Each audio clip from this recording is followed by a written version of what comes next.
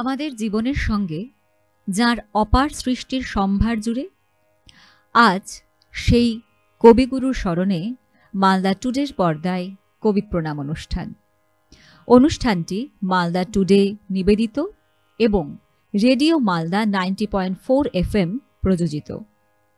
আজকের এই কবি প্রণাম অনুষ্ঠানে আমাদের বিশেষ নিবেদন গীতা ও গীতবিতান।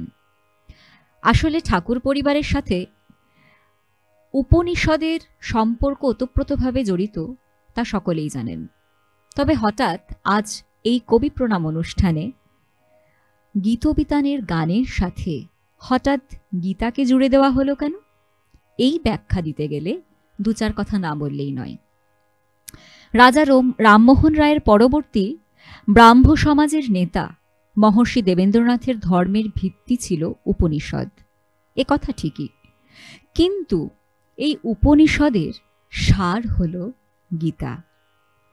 আবার এই ঠাকুর পরিবারে গীতার যে বিশেষ সমাদর ছিল তার প্রমাণস্বরূপ বলা যায় দ্বিজেন্দ্রনাথ ঠাকুরের গীতা ৫ নামক এক ভাষ্য রচনার কথা।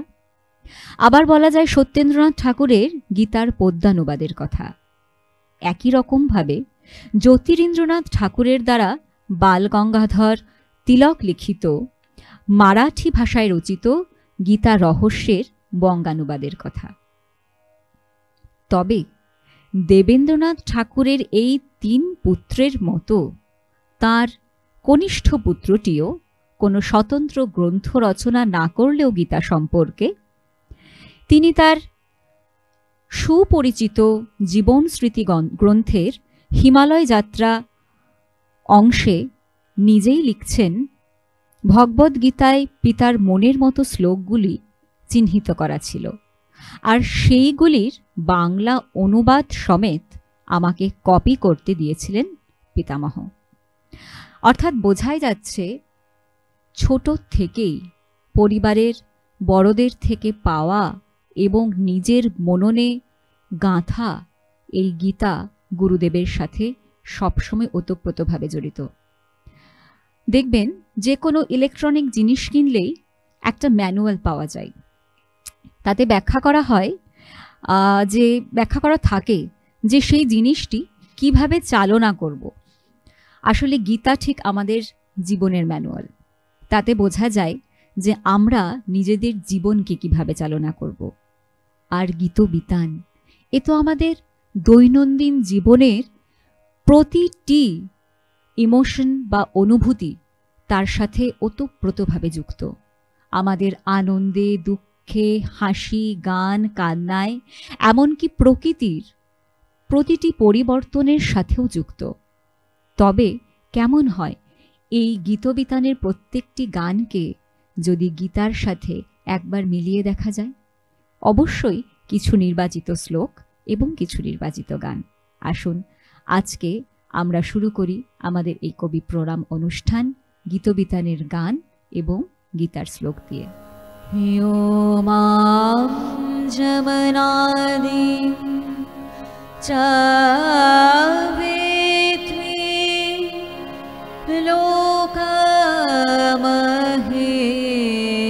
लोकमहेश्वरम्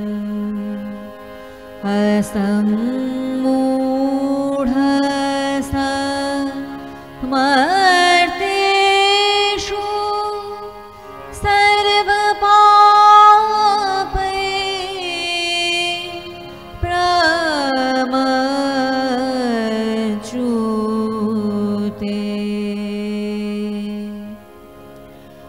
ভগবান শ্রীকৃষ্ণ বললেন, যারা আমাকে জন্মরহিত অনাদি ও সমস্ত গ্রহলোকের মহেশ্বর বলে জানে, তারাই কেবল মানুষের মধ্যে মোহশূন্য হয়ে সমস্ত পাপ থেকে মুক্ত হতে পারে।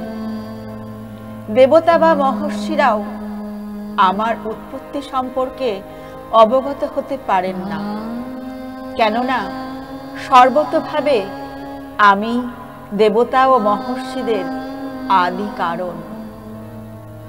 এই সূত্র ধরেই গুরুদেবের একটি গানের কিছু লাইনের ব্যাখ্যাও চলে আসে, যেখানে গুরুদেব বলেছেন, গগনের যে পরমোজ্জ্বল জ্যোতি, সমগ্র জগতে মানুষের মনে যে নতুন রস ও আনন্দের সঞ্চার, আকাশের সূর্য চন্দ্র তারা, এমনকি শীতল পবনেও যে প্রাণ তরঙ্গ, সবেতেই পরম করুণাময় ঈশ্বর বিরাজমান। প্রথম আদিতম শক্তি, আদি পরম উজ্জ্বল জ্যোতি তোমারি গগনে গগনে। প্রথম আদিতম শক্তি, আদি পরম উজ্জ্বল জ্যোতি তোমারি গগনে গগনে। প্রথম আদিতম শক্তি,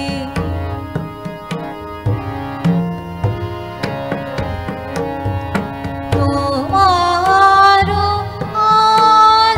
আদিবাণী বহিছে তব আনন্দ, তোমার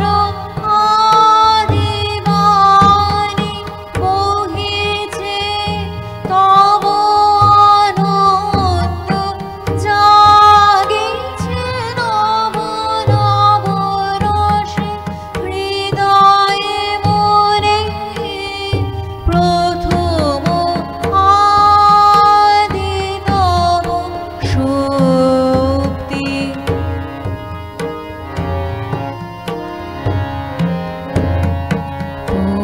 তোমার চিদাকাশে ভাতি সূরজ চন্দ্র তারা, প্রাণ তরঙ্গ উঠে পবনে। তোমার চিদাকাশে ভাতি সূরজ চন্দ্র তারা, প্রাণ তরঙ্গ উঠে পবনে। তুমি আদি কবি, কবি গুরু তুমি হে। তুমি আদি কবি, কবি গুরু তুমি হে। মন্ত্র তোমার মন্ত্রিত সব ভুবনে। প্রথম আদিতম শক্তি, আদি পরম উজ্জ্বল জ্যোতি তোমারি গগনে গগনে। প্রথম আদিতম শক্তি।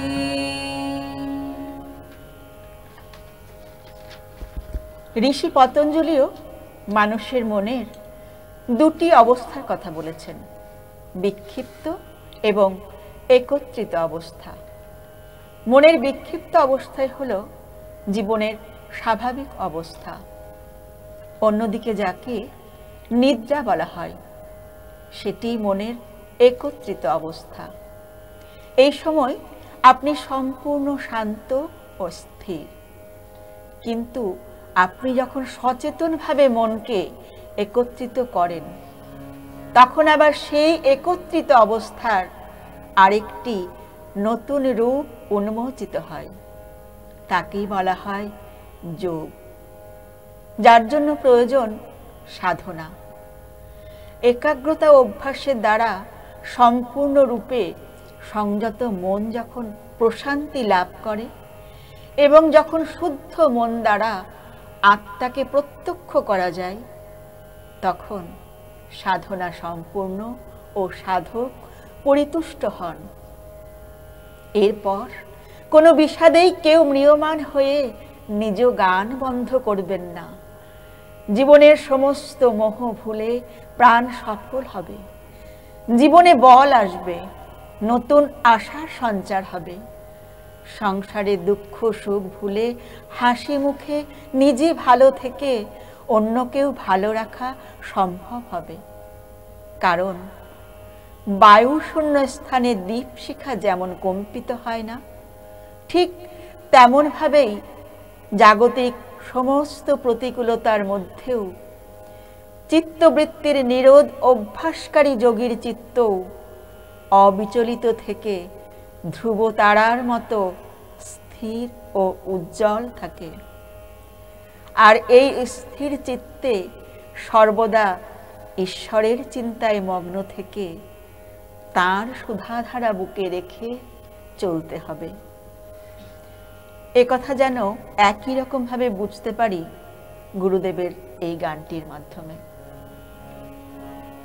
নিবিড় ঘন আধারে জ্বলেছে ধ্রুব তারা, মনোরে মোর পাথারে উষ্ণে দেশে হারা।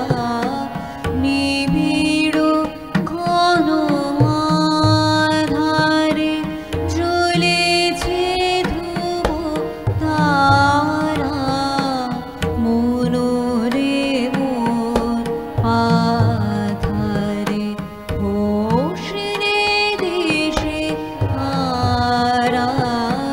নিবিড় ঘন আধারে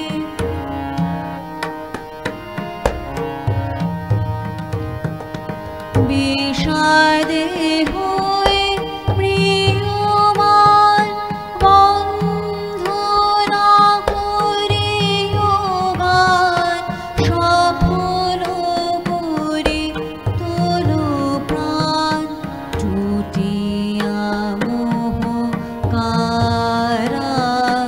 মনোরে মোর পাথারে উষ্ণে দেশে হারা।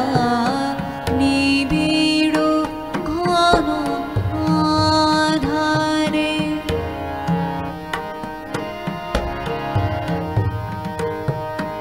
রাখিও বল জীবনে, রাখিও চির আশা।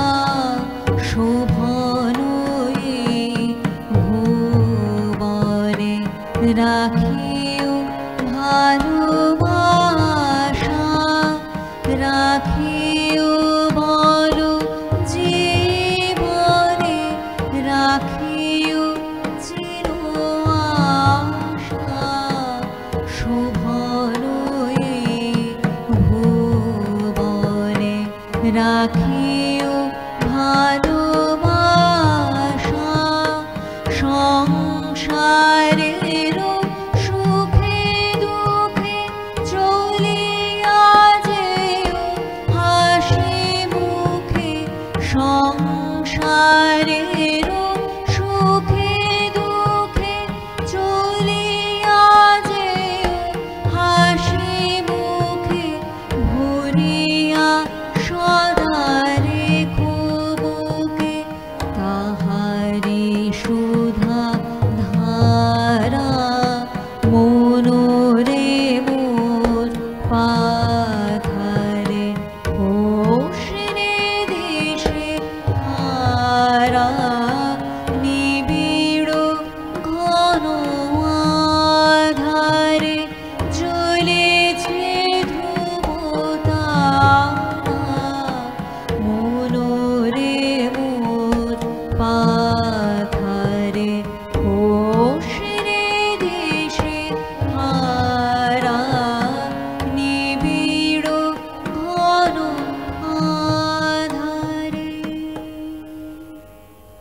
কোথাও যাবেন না, সঙ্গে থাকুন। ফিরে আসছি একটা ছোট্ট বিরতির পর।